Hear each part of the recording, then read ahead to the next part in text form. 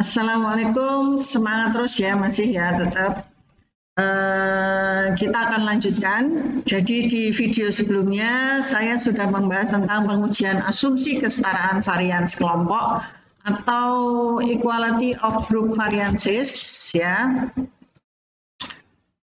Nah, kali ini saya, Dian Nirmala, akan mulai membahas tentang one-way ANOVA atau analysis of variance atau ANOVA satu arah ya.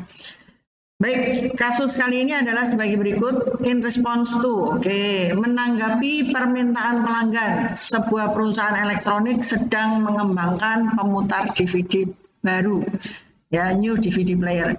Jadul banget ya, hari gini kita sudah pakai Spotify, ini masih pakai DVD player. Oke, nggak apa-apa.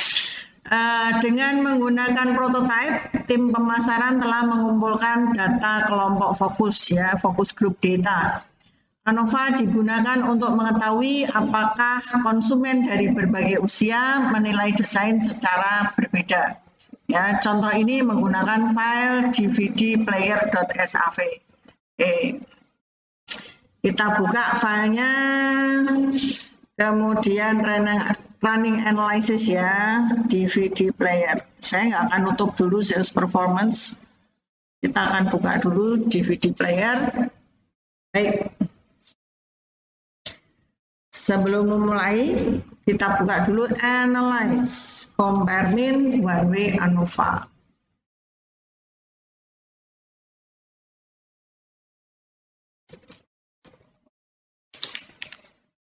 Ya, kita lihat di sini total DVD assessment sebagai variabel dependent. Kemudian kelompok usia, kita lihat di sini kelompok usia. Ya, ini ada kelompok usianya, ada beberapa ya, 1 sampai 6 ya. Baik, kemudian options, kita pilih means plot. Nah, jadi means plot ini bermanfaat untuk memvisualisasikan perbedaan kelompok. Kalau sudah, kita klik continue, lalu oke.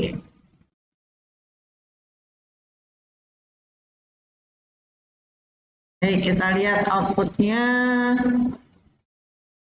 Nah, ini outputnya. Sama ya outputnya ya. Ada between group, within group. Ya.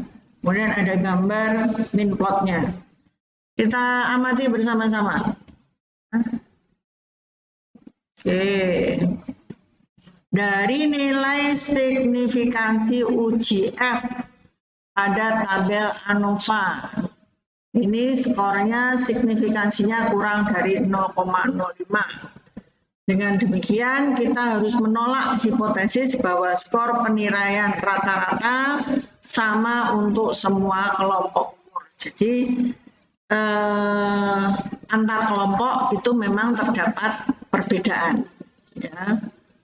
Nah, sekarang setelah kita mengetahui perbedaan kelompok dalam beberapa hal, kita perlu mempelajari lebih lanjut tentang struktur perbedaannya. Baik, Anda lihat di gambar berikutnya, min plotnya ya, gambarnya yang seperti gunung ini. Dari one-way ANOVA means plot terrata atau plot min ini, kita bisa melihat struktur yang tadi kita harapkan untuk bisa dilihat ya. Peserta berusia antara under 25 sampai 34, 35 sampai 44, 45 sampai 54, sampai dengan 55, 64 dan 65 ke atas. Peserta berusia antara 35 sampai 54 menilai pemutar DVD lebih tinggi daripada rekan-rekannya.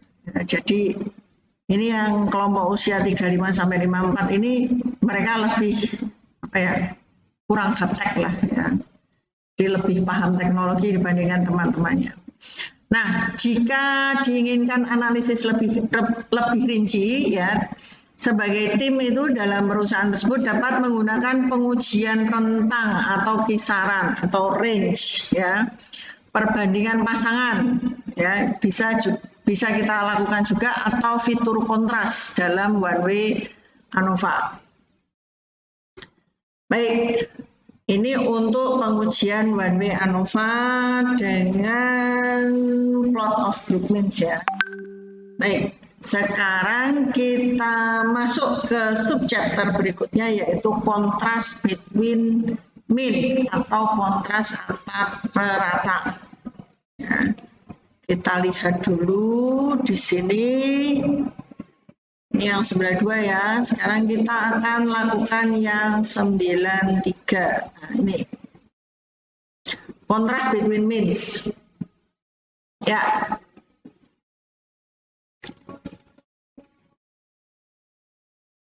Secara umum, in general ya, F hitung atau F statistik ya, itu menetapkan bahwa ada atau tidaknya perbedaan antar rata kelompok, antar min tadi ya. Kalau tadi kita lihat contohnya adalah ternyata memang ada perbedaan antar kelompok ya. Nah, kemudian mean plot suggests where the difference may lie. Ya, plot rata-rata menunjukkan di mana letak perbedaan tersebut tadi ya. Nah, nanti di bagian ini kita dapat menggunakan prosedur ANOVA satu arah atau one way ANOVA ini untuk menentukan bagaimana dengan tepat ya, bagaimana cara yang membedakan dan menguji spesifikasi tersebut. Oke, kita lihat tadi yang masih data DVD ya. Peneliti pasar, market researchers ya, ini petugasnya ini nanya, ada nggak perbedaan? Ya, are the two groups between ages 35 and 54 really different from each other? Ya, apakah kedua kelompok yang berusia antara 35 sampai 54 ini betul-betul berbeda satu sama lain? Ya, itu yang pertama. Kemudian yang kedua, can participants under 35 and over 54 be considered statistically equivalent? Ya, bisa nggak partisipan yang berusia di bawah 35 dan di atas 54 ini dianggap secara statistik setara ya. Baik, datanya masih sama pakai DVD player.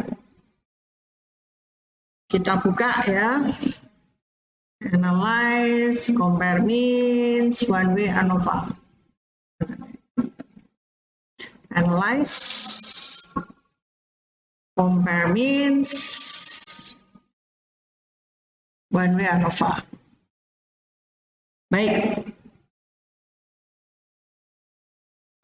Saya reset dulu aja. Oke, biar enak bikinnya.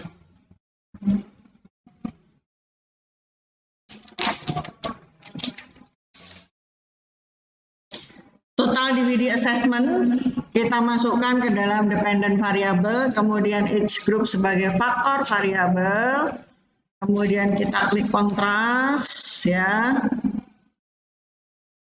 Setelah itu kontrasnya ini ya, ini yang akan membedakan nanti ya. Kontrasnya ini first contrast compare only group 3 dan 4. The others are eliminated by giving them weights of 0.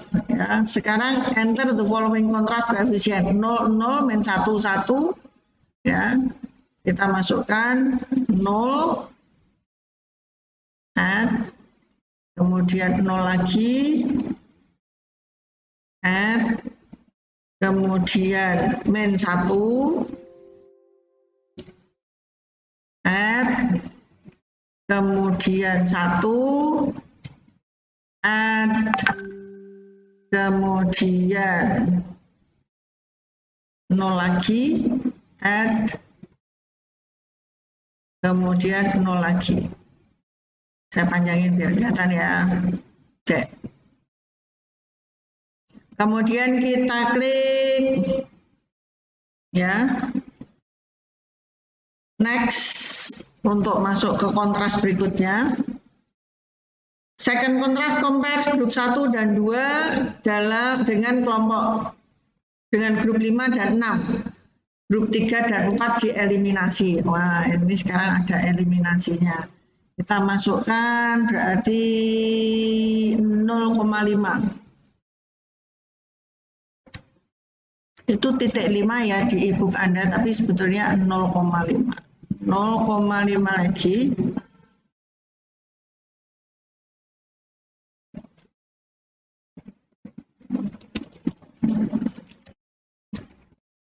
Lihat lagi, kemudian 0, kita masukkan lagi 0, kita masukkan min 0,5, kita masukkan min 0,5. Ya. Make sure to click add after entering each value ya. Kemudian kalau sudah Anda klik continue, lalu OK. Ya, nah sekarang keluar kontras koefisien. Nah dari tabel koefisien kontras, ini yang ini ya, kelihatan ya. Dari tabel koefisien kontras. Nah sekarang manfaat dari kontras koefisien tabel atau tabel koefisien kontras ini apa sih? Tabel ini memberikan cara yang mudah untuk memeriksa bahwa bobot yang tepat telah diberikan kepada kelompok. Ya, kita lihat, jika penilaian rata-rata pemutar DVD untuk kelompok 35 sampai 44 dan 45 sampai 54 ini sama, maka kita akan mengharapkan perbedaan yang diamati dalam penilaian rata-rata untuk kelompok ini mendekati 0. Ya, dengan menentukan min 1 dan 1 sebagai koefisien kontras untuk kelompok-kelompok ini. Ya. Kontras pertama menguji apakah ada perbedaan yang diamati tadi signifikan secara statistik. Itu tadi kontrasnya. Tadi kan yang dibedakan kelompok yang pertama adalah 35 sampai 45 54. Yang kelompok kedua, nah demikian pula jika penilaian kelompok usia di bawah 35 tahun dan kelompok usia di atas 54 tahun sama, kita bisa mengharapkan jumlah dari dua kelompok pertama itu sama dengan jumlah dari dua kelompok terakhir. Ya. Dan perbedaan jumlahnya mendekati 0. Nah, itu tadi. Nah, berikutnya adalah tabel tes kontras atau kontras test table ya. Kita lihat, perhatikan hasil ditampilkan dalam dua panel. Itu yang pertama, ini mengujikan assume equal variances. Yang bawahnya adalah does not assume equal variances. Jadi yang pertama mengasumsikan bahwa varian dari grup itu sama. Dan yang kedua mengasumsikan bahwa mereka tidak sama. Itu yang bawah itu ya, itu kan barisnya ada dua, assume equal variances dan does not assume equal variances. Nah, dalam hal ini varians dari grup yang diasumsikan sama. Jadi kalau lihat ini kan assume equal variances tadi ya. Jadi nilai signifikansinya yang dilihat ya yang di atas, ya yang baris yang atas. Ternyata hasil pengujian kontras ini lebih besar daripada 0,05. Ini menunjukkan bahwa kelompok 45 sampai 54 tahun tidak secara signifikan lebih menyukai pemutar DVD dibandingkan kelompok 35 sampai 44 tahun. Ya. Demikian pula nilai signifikansi untuk pengujian kontras kedua lebih besar daripada 0,05. Peserta di bawah 35 dan di atas 54 memiliki skor penilaian yang setara secara statistik. Nah, oke, itu tadi prosedur apabila kita akan melakukan kontras antar rata. Baik, selanjutnya adalah subbab berikutnya. Kita akan bahas 9T4 ya. Nah, nih. All possible comparisons between means. Jadi, kita akan melakukan pengujian atau perbandingan antara rata berbagai jenis pengujian yang mungkin bisa dilakukan. Jadi kalau kontras tadi itu metode yang efisien dan kuat untuk membandingkan dengan tepat grup yang ingin kita bandingkan menggunakan bobot kontras apapun yang kita perlukan. Tapi ya ada kalanya kita tidak memiliki atau tidak membutuhkan perbandingan khusus seperti itu, jadi nggak perlu sampai sedetail itu. Nah, prosedur one way ANOVA ini memungkinkan kita membandingkan min setiap kelompok terhadap satu sama lain. Nah, metode ini kita kenal sebagai pairwise multiple comparisons atau perbandingan berganda berpasangan. Contohnya masih pakai sales manager yang tadi ya di awal. Tadi kan sudah kita lakukan pengujian asumsi, sudah lolos. Nah, sekarang kita lihat dari kasus ini, a sales manager has analyzed. Seorang manajer penjualan telah menganalisis data pelatihan menggunakan one way ANOVA. Ya. Sementara perbedaan kelompok yang signifikan ditemukan, tidak ada hipotesis sebelumnya tentang bagaimana kelompok harus berbeda. Jadi kalau tadi kan kita hanya membedakan, cuma ngomong, oh ya beda atau enggak beda. Sekarang kita melihat antar kelompok itu ada bedanya enggak sih? Oleh karena itu, kita memutuskan untuk membandingkan setiap kelompok dengan kelompok yang lain. Baik, sekarang kita akan menggunakan data sales performance. Nah, kita running analysis dulu ya. Baik, datanya sales performance. Ya, ini sales performance. Kita klik analyze, compare means one way ANOVA.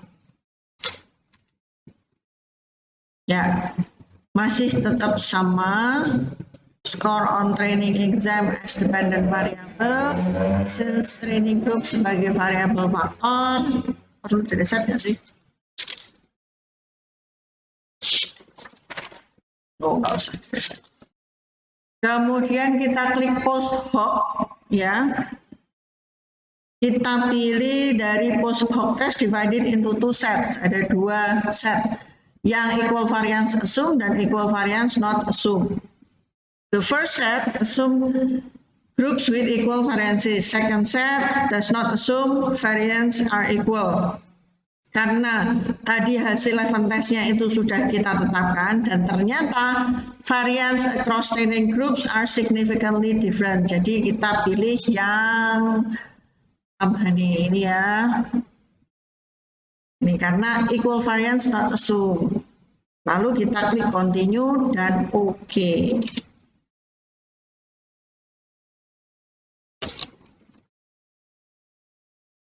Mana hasilnya? Oke, baik, ini hasilnya.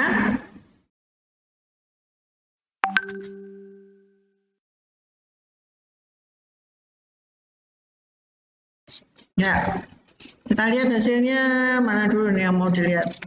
Post hoc test table.